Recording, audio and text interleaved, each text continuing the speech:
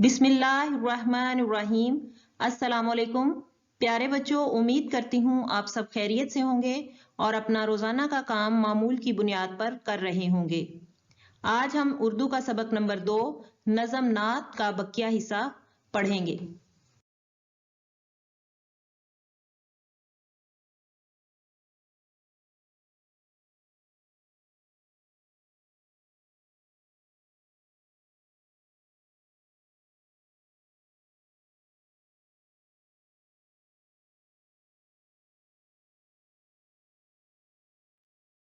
दरकार अशिया। पढ़ाई के दौरान हमें जिन चीज़ों की ज़रूरत है वो ये हैं: नोटबुक, कारवाने उर्दू, पैमाना, पेंसिल, रबर और हाइलाइटर। आज का सबक पढ़ने से पहले हम पिछले सबक पर एक नज़र डालेंगे। इससे पहले हमने नज़म नात की पढ़ाई की थी, मुश्किल अल्फाज के मायने किए थे। प्यारे बच्चों, नोटबुक वर्क करने से पहले हम इंडेक्स लिखेंगे, सीरियल नंबर में 2, तारीख यानी आज की तारीख लिखेंगे, नज़म नात की जुमला साजी और मश्की सवालात के जवाब। जी तो प्यारे बच्चों, अब हम सबसे पहले उस पेज पर आएंगे जो पेज हमने इमला के लिए रेडी किया था। उस पर हम इमला करेंगे। पहला लफ्ज़ है हादी, दूसरा लफ्ज़ है हक, तीसरा लफ्ज़ है सीधा रास्ता,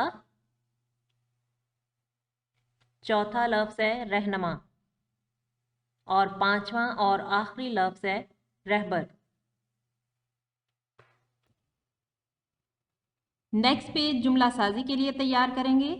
दिन और तारीख लिखते हुए आज का काम लिखेंगे। उन्वान नज़म नात जुमला साजी। दिए हुए अल्फाज को अपने जुमलों में इस्तेमाल करें। अल्फाज इसमें ये हैं: हक, मुकाम, रहनुमा, चमक, रास्ता। प्यारे बच्चों, आपने इन अल्फाज को अपने जुमलों में मुनासिब तरीके से इस्तेमाल करना है और नीट हैंड राइटिंग में अपनी नोटबुक पर लिखना है। मश्की सवालात के जवाबात करेंगे। सवाल है, नात से हम आवाज़ अल्फाज की शनाख्त करके उनकी फहरिस्त बनाइए। तो इसका जवाब है बताने, दिखाने, नाम, मुकाम, दमक, चमक। सवाल है, नात से वो मिसरा तलाश करके लिखें जिसमें एक दूसरे के मुतरादिफ अल्फाज इस्तेमाल हुए हैं। तो प्यारे बच्चों, मुतरादिफ अल्फाज किसे कहते हैं क्या आप जानते हैं? जी हाँ, मुतरादिफ अल्फाज उन अल्फाज को कहते हैं जो हम मायनी हों, लिखने और बोलने के हिसाब से मुख्तलिफ हों, लेकिन मायनी के हिसाब से एक ही हों। तो नात से वो तलाश करके लिखना है। इसका जवाब है वो रहबरो रहनुमा हमारे। सवाल है, नात से वो मिसरा तलाश करके लिखें जिसमें एक दूसरे के मुतजाद अल्फाज इस्तेमाल हुए हैं। तो प्यारे बच्चों, मुतजाद अल्फाज उल्ट अल्फाज को कहते हैं। जो एक लफ्ज़ का उल्ट हो वो उसका मुतजाद कहलाता है, यानी ज़िद जो लफ्ज़ हैं वो मुतजाद कहलाते हैं। इसका जवाब है ज़मीन के ज़र्रे, फलक के तारे। इसमें ज़मीन और फलक जो है वो एक दूसरे के मुतजाद अल्फाज हैं। मंदरजा ज़ैल अल्फाज के मुतजाद नात से तलाश करके लिखिए। तो प्यारे बच्चों, आपने इन अल्फाज के मुतजाद नात से एहतियात से तलाश करके लिखने हैं। सबसे पहले हम अल्फाज देखते हैं। उसमें पहला लफ्ज़ है पस्त। इसका मुतजाद जो नात में लिखा हुआ है वो बुलंद है। ज़मीन, फलक, पहाड़, ज़मीन। प्यारे बच्चों, वैसे तो पहाड़ का मुतजाद जो है वो मैदान होता है, लेकिन हमने यहाँ नात से तलाश करके लिखना है तो वो ज़मीन ही आएगा।